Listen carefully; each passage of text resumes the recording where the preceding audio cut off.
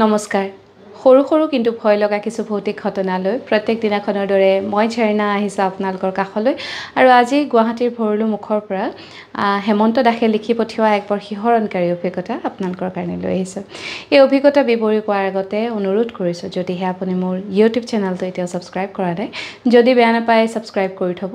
ইনষ্টাগ্ৰামত থকা একাউণ্টটো ফ'ল' কৰিবলৈ নাপাহৰিব আৰু ফেচবুকৰ পেজখনো যদি এতিয়ালৈকে ফ'ল' কৰা নাই তাকো কৰি থ'ব, যাতে মোৰ ভিডিঅ'বোৰ অহাৰ লগে লগে আপোনালোকে এটা ন'টিফিকেশ্যন পায়। এতিয়া আগবাঢ়ো হেমন্তৰ অভিজ্ঞতাৰ ফালে। হেমন্তৰ ঘৰ গুৱাহাটীৰ ভৰলুমুখত। তেওঁ এটা প্ৰাইভেট কোম্পানীত চাকৰি কৰে আৰু সেই সূত্ৰে তেওঁ গুৱাহাটীতেই থাকে। কোম্পানীটোৰ কাম হৈছে ছুইমিং পুল বনোৱা আৰু তেওঁ সেই কোম্পানীটোৰ হেড ইলেক্ট্ৰিচিয়ান, গতিকে তেওঁ গোটেইখিনি কামৰ তদাৰক কৰে আৰু সেই সূত্ৰে তেওঁৰ লগৰ আৰু এজন আছে মানে কলিগ, তেওঁলোকে নৰ্থ ইষ্টৰ বিভিন্ন ঠাইলৈ মানে যোৱাৰ সুযোগ পায়। বিশেষকৈ নৰ্থ ইষ্টত এতিয়া নতুনকৈ গঢ়ি উঠা ৰিজৰ্টছবোৰত তেওঁলোকে ছুইমিং পুলৰ মানে কণ্ট্ৰেক্ট লয় আৰু তাত গৈ প্ৰায় 10-12 দিন থাকিবলৈ পায় ৰিজৰ্টখন আৰম্ভ হোৱাৰ আগতেই। গতিকে হেমন্তই তেওঁৰ চাকৰিটো বিৰাট বেছি ভাল পায়। বিভিন্ন ঠাই ফুৰিবলৈ পায় আৰু ধুনীয়া ধুনীয়া ৰিজৰ্ট, যিবোৰ পিছলৈ গৈ মানে লাক্সাৰিয়াছ ৰিজৰ্ট হ'ব, সেই ৰিজৰ্টবোৰত গৈ থকাৰ সুযোগো পায়। সেই সূত্ৰে তেওঁ এবাৰ মিজোৰামৰ আইজললৈ গ'ল। আইজলৰ মূল চহৰৰ পৰা প্ৰায় 30 কিলোমিটাৰ দূৰত এখন বৰ সুন্দৰ ৰিজৰ্ট বনাইছিলে। সেই ৰিজৰ্টখনৰ মানে ঠাইটুকুৰ ইমানেই বেছি মনোমোহা যে মানুহ যদি এদিন থাকিবলৈ যায় তাত 5 দিন থাকি আহিব, ইমানেই বেছি ধুনীয়া জেগাটুকুৰ হেনো। আৰু সেই ৰিজৰ্টখনৰ ছুইমিং পুলটো বিৰাট ডাঙৰ এটা swimming pool, infinity swimming pool, আৰু তেওঁলোকে সেই পুলটোৰ মানে গোটেই তদাৰক কৰাৰ দায়িত্ব লগতে বনোৱাৰ দায়িত্ব লৈছিলে। সেয়েহে তেওঁলোক গ'ল সেই ৰিজৰ্টখনলৈ আৰু ৰিজৰ্টখনত এটা বৰ ধুনীয়া বাংলো নিচিনা কোৱাৰ্টাৰ আছিলে। সেই কোৱাৰ্টাৰটোত তেওঁক হেমন্তৰ বন্ধুজনক থাকিবলৈ দিলে। 100জনমান তেওঁলোকৰ মিস্ত্ৰী আছিলে। পিছে মিস্ত্ৰীসকলকতো আৰু ৰিজৰ্টত নাৰাখিব, তেওঁলোকক সেয়েহে 50 মিটাৰমান দূৰত ডাঙৰকৈ এটা কোৱাৰ্টাৰ বনাই দিছে, তাতে তেওঁলোকক ৰখাৰ ব্যৱস্থা কৰিছে। আৰু হেমন্তহঁতে বিৰাট সুন্দৰকৈ কামবোৰ আৰম্ভ কৰিলে। প্ৰায় 4 দিনমান তেওঁলোকৰ পাৰ হ'ল আৰু ঠাইটুকুৰ অলপ জয়াল আছিল বোলে। পিছে তেওঁলোক যিহেতু তেনেকুৱা ঠাইতে ঘূৰি ফুৰে, গতিকে একো অসুবিধা তেওঁলোকে পোৱা নাই। দিনটো বিৰাট কাম কৰে, আবেলি হ'লে অলপ ওলাই যায়, প্ৰকৃতিৰ সৌন্দৰ্য উপভোগ কৰে আৰু ৰাতি সোনকালে আহি ধুনীয়াকৈ খাই বৈ শুই থাকে।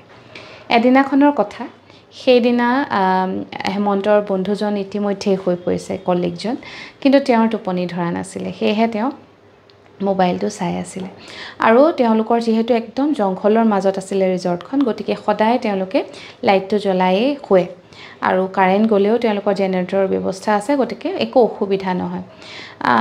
তাৰপিছত হেমন্তৰ লাহেকৈ টোপনি ধৰিলে। টোপনি ধৰাত তেওঁ ফোনটো মূৰৰ শিতানতে থৈ শুবলৈ বুলি একগাঁঠি হৈ শুবলৈ ল'লে। অলপ দেৰি 10 মিনিটমান শোৱাৰ পিছত তেওঁ এযোৰ পায়লৰ শব্দ শুনিছে। প্ৰথমে তেওঁ সপোন বুলি ভাবি আওকাণ কৰি আকৌ ইকাঠি হৈ পেলাই শুবলৈ চেষ্টা কৰিছে, কিন্তু তেতিয়া সেই পায়লৰ শব্দটো তেওঁ স্পষ্টকৈ শুনা পাইছে।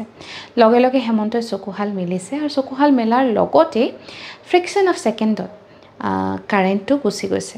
গোটেই ঘোপমৰা আন্ধাৰ। তেওঁলোকে খিৰিকীখন খুলি শুইছিলে, গৰমৰ দিন আছিলে, কিন্তু যিহেতু খিৰিকীখন খুলিছে যদিও এখন যে নেটৰ খিৰিকী থাকে সেইখনেদি মানে খিৰিকীখন বন্ধ হৈ আছিলে, যাতে মহ চহবোৰ সোমাব নোৱাৰে।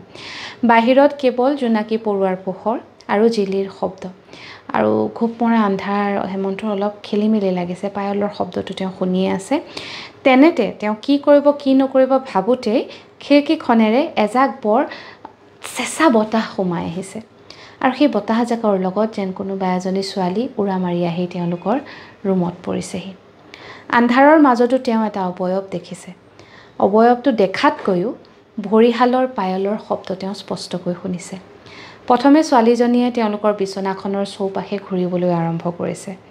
পায়লৰ ছন ছন ছন শব্দ শুনি মানে হেমন্ত ভয়ত নে মায়াত মোহিত হৈছে তেওঁ ধৰিব পৰা নাই। পায়লৰ শব্দটো যোনফালে গৈ আছে সেইফালেই তেওঁ মূৰ কৰি কেৱল চাই আছে আৰু যেন আন্ধাৰতেই তেওঁ দেখিছে এজনী সুন্দৰী ছোৱালী, সুন্দৰী যুৱতী, চুলিকোছা দীঘল, পিন্ধনত কি পিন্ধিছে ধৰিব পৰা নাই, কিন্তু যেন মানে ঘাগৰা হেন কিবা এটা পিন্ধিছে, তাৰ ওপৰত যেন চুৰ্ণি আছে আৰু কাপোৰ যেন বতাহত লৰি আছে।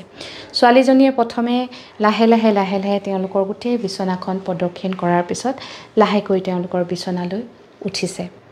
পায়েলৰ শব্দ শুনি আছে হেমন্তই, আৰু হেমন্তই তেতিয়া মানে ধৰিব নোৱাৰাকৈ আকৌ ওপৰলৈ মূৰ কৰি শুই দিছে। শুই দিয়াৰ পিছত হেমন্তৰ শৰীৰটো একদম মানে শিল পৰা কপৌটোৰ দৰে জঠৰ হৈ গৈছে।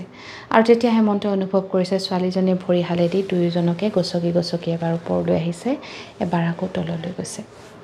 হেমন্তই একো কৰিব পৰা নাই, চিঞৰিব পৰা নাই, মানে বুকুত তেওঁ সেই ভৰটো অনুভৱ কৰিছে। প্ৰায় 50 কিলোমানৰ এটা ভৰ তেওঁ বুকুত, যিহেতু ভৰিহাল তেওঁৰ বুকুত থৈছে ছোৱালীজনীয়ে, একদম স্পষ্ট অনুভৱ কৰিছে যে কিবা এটাই তেওঁৰ বুকুত হেঁচা মাৰি ধৰিছে, কিন্তু তেওঁ একো কৰিব পৰা নাই। বহুত সময় তেনেদৰে থকাৰ পিছত এপাকত তেওঁ বাওঁ হাতখন গাৰুৰ তললৈ নিবলৈ সক্ষম হ'ল। তেওঁৰ গাৰুৰ তলত আকৌ সদায় এটা লাইটাৰ থাকে। তেওঁ চিগাৰেট খোৱাৰ এটা বেয়া অভ্যাস আছে, সেয়েহে লাইটাৰটো তেওঁ মূৰৰ শিতানত থয়। তেওঁ লাইটাৰটো যেনে তেনে বিচাৰি উলিয়াই বাহিৰলৈ উলিয়াই লাইটাৰটো জ্বলোৱাৰ লগে লগে ছোৱালীজনীয়ে নিমিষতে যেনেদৰে বতাহৰ লগত উৰি আহি তেওঁলোকৰ ৰুমত সোমাইছিলে, তেনেদৰে বতাহ হৈ আকৌ ৰুমৰ পৰা ওলাই গুচি গ'ল। লগে লগে আচৰিত ধৰণে কাৰেণ্টটোও আহিলে। সাধাৰণতে কাৰেণ্ট গ'লেও তেওঁলোকৰ জেনেৰেটৰ যিহেতু আছিলে, লগে লগে লাইট জ্বলে, কিন্তু সেইদিনাখন কি হ'ল তেওঁ নাজানে। তেওঁ লাইট চাইট জ্বলা নাছিলে, একদম খুব মৰা আন্ধাৰ, কিন্তু লাইটাৰটো জ্বলাই দিয়াৰ লগে লগে কাৰেণ্টটো আহিলে আৰু ছোৱালীজনী সেই খিৰিকীখনেৰে উৰা মাৰি গুচি গ'ল। হেমন্তই লগে লগে লগৰজনক, কাষতে শুই থকা তেওঁৰ কলিগজনক উঠাই পেলাই তেওঁ গোটেইখিনি কথা ক'লে। লগৰজনে পিছে একো অনুভৱ কৰা নাই। হেমন্তই চিধাই তেওঁলোকৰ যিজন হেড মিস্ত্ৰী আছিলে, 50 মিটাৰ দূৰতে আছিলে তেওঁলৈ ফোন কৰিলে। আৰু ফোন কৰাৰ পিছত মিস্ত্ৰীজনে যিখিনি কথা ক'লে, তাৰপিছত হেমন্তৰ কথাটোৰ লগত গোটেইখিনি কথা মিলি গ'ল। মিস্ত্ৰীজনে কৈছে, আজিহে আপুনি অনুভৱ কৰিছে, আমি অহাৰ পৰাই সেই ছোৱালীজনীক দেখি আছোঁ, তাই পায়লৰ শব্দ শুনি আছোঁ, তাই আমাৰ চৌপাশে ঘূৰি ফুৰে, একো নকৰে, কিন্তু তাইৰ উপস্থিতি আমি অনুভৱ কৰোঁ। এই কথা শুনাৰ পিছত হেমন্ত আৰু তেওঁৰ বন্ধুজন সেই কোৱাৰ্টাৰটোত আৰু থাকিব নোৱাৰিলে, সেই মানে বাংলোটোত থাকিব নোৱাৰিলে। তেওঁলোকেও গৈ মিস্ত্ৰীকেইটাৰ লগতেই থাকিলেগৈ সেই নিশাটো। তাৰপিছত ৰিজৰ্টৰ মানুহক পিছদিনাখন কথাখিনি ক'লে। স্বাভাৱিকতে তেওঁলোকে মানি নল'লে, কিন্তু যিহেতু কণ্ট্ৰেক্ট লৈছে, হেমন্তহঁতে কণ্ট্ৰেক্টটো শেষ কৰিবই লাগিব, সেয়েহে তেওঁলোকে সিদ্ধান্ত ল'লে যে বাকী থকা দিনকেইটা তেওঁলোকে মিস্ত্ৰীৰ লগত একেলগে থাকিব। সদায় নিশা সূৰ্যাস্ত হোৱাৰ পিছত সকলোৱে, সেই 100জন মিস্ত্ৰীৰ লগতে হেমন্ত আৰু হেমন্তৰ বন্ধুৱে সেই ছোৱালীজনীৰ উপস্থিতি ৰিজৰ্টখনত অনুভৱ কৰে, কিন্তু তাই কাকো একো অনিষ্ট নকৰিলে। সেই গোটেইখিনি কাম শেষ হোৱাৰ পিছত হেমন্তহঁত গুৱাহাটীলৈ উভতি আহিলে। কিন্তু এই ঘটনাটো ঘটাৰ পিছৰে পৰা হেমন্তৰ চাকৰিটো ভাল নলগা হ'ল। আগতে যিটো চাকৰি তেওঁ উপভোগ কৰিছিলে, বিভিন্ন ঠাইলৈ যাবলৈ পায়, বিভিন্ন ঠাই দেখে, নতুন নতুন ৰিজৰ্টত থাকিবলৈ পায়, সুস্বাদু খাদ্য খাবলৈ পায়, সেই সকলোখিনি ভাল লগা বস্তু এতিয়া মানে তেওঁৰ অকণমান টেঙা লগা হ'ল। কাৰণ নতুন ঠাই এডোখৰলৈ যোৱাৰ লগে লগে তেওঁৰ ভাল লগাতকৈ ভয় বেছি লগা হ'ল। এই ঘটনাটো ঘটা আজি তেওঁৰ লগত প্ৰায় এবছৰেই হ'ল। তাৰপিছত তেওঁ আৰু 4-5খন ৰিজৰ্টলৈ গৈছে, কিন্তু ভগৱানৰ কৃপাত আজিলৈকে একো হোৱা নাই। তথাপিতো তেওঁৰ বুকুখনে সদায় ধিপিং কৰি থাকে, কি জানিবা তেওঁ আকৌ কিবা এটা দেখিব। এয়া আছিলে হেমন্ত আৰু হেমন্তৰ বন্ধুৰ লগত ঘটা এটা জীয়া ঘটনা, যিটো মই আপোনালোকৰ আগত ব্যক্ত কৰিলোঁ। শুনি কেনেকুৱা পালে জনাবৰ কাৰণে ভিডিঅ'টোৰ তলত কমেণ্ট কৰিবলৈ নাপাহৰিব। লগতে আপোনাৰ যদি কিবা অভিজ্ঞতা আছে যিটো মোৰ লগত আপুনি শ্বেয়াৰ কৰিব বিচাৰে, তেনেহ'লে মোৰ মেছেঞ্জাৰত গৈ এটা মেছেজ কৰিব। আজিৰ এই ঘটনা ইয়াতে সামৰিছোঁ। কাইলৈ নিশা এক নতুন অভিজ্ঞতালৈ আপোনাক কাষ চাপিম। এতিয়ালৈ আহিছোঁ, শুভৰাত্ৰি।